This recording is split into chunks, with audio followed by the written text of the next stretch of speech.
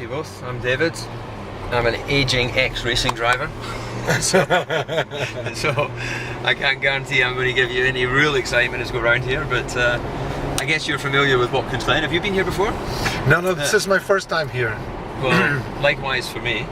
But you know, I'm certainly aware a little bit of the history of this place because as an ex-Formula 1 guy, then that was obviously what I grew up following and watching. And apparently they're celebrating the 50th anniversary of when they first had a Grand Prix here, and so I've done a few laps this morning with the gentleman who is the circuit manager, and this place is just unbelievable. Look at the rise here. Yes, you're coming up over a blind brow and you have no visibility at all, so it's so different to the racetracks that we race on today.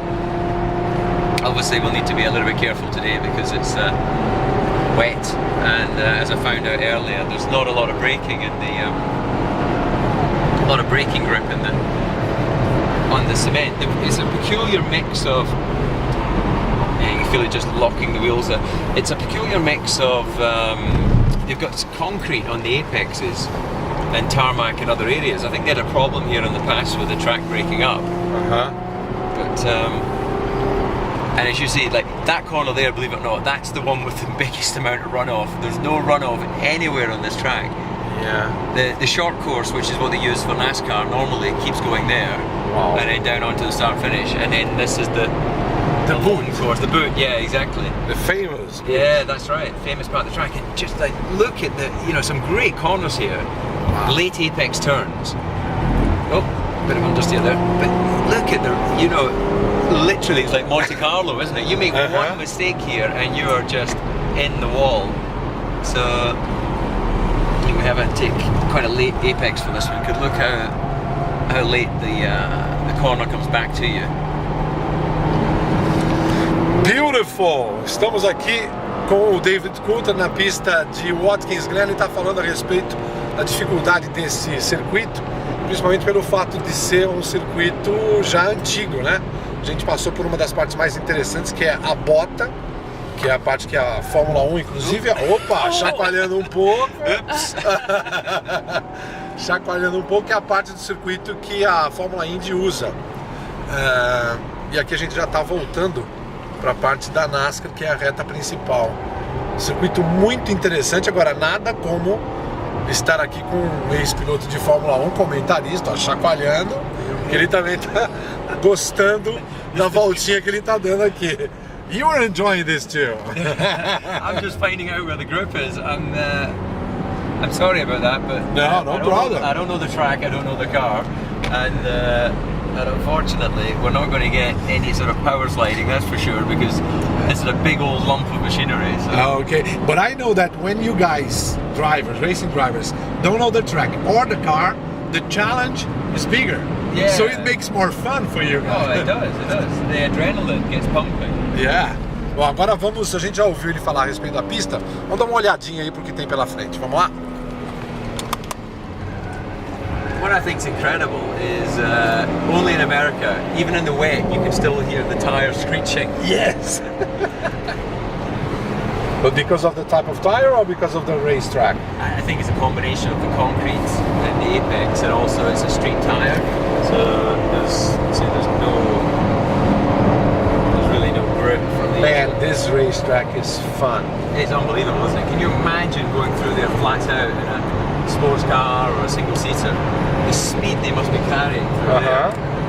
Like we're nice and steady. We're under 100 miles an hour, but they'll be doing like probably 180, 190 by the time they get to here. Like here, for example. Yeah, I would have thought. Yeah. When you go like this. And this chicane was added because it used to just have this big long back straight, but unfortunately someone was killed in this corner here, so they had to obviously respond to that. Yeah, it was the François Severt. Is this the corner he was killed? Yeah, this one, yeah, okay, up here. In 73. Yeah, that's when it was Jackie Stewart's 99th Grand Prix. Yeah. And he pulled out into.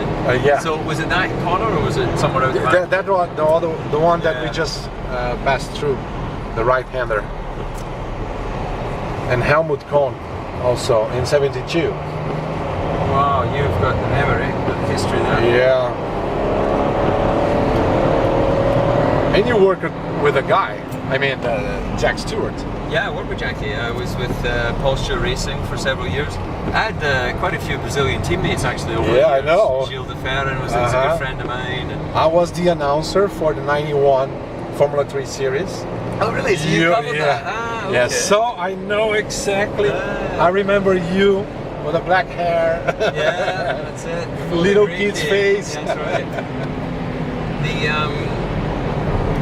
I was emailing Gilles over the weekend because he needs to be doing something. You know, he's not involved in racing at the moment, is he? So. No, he's not involved.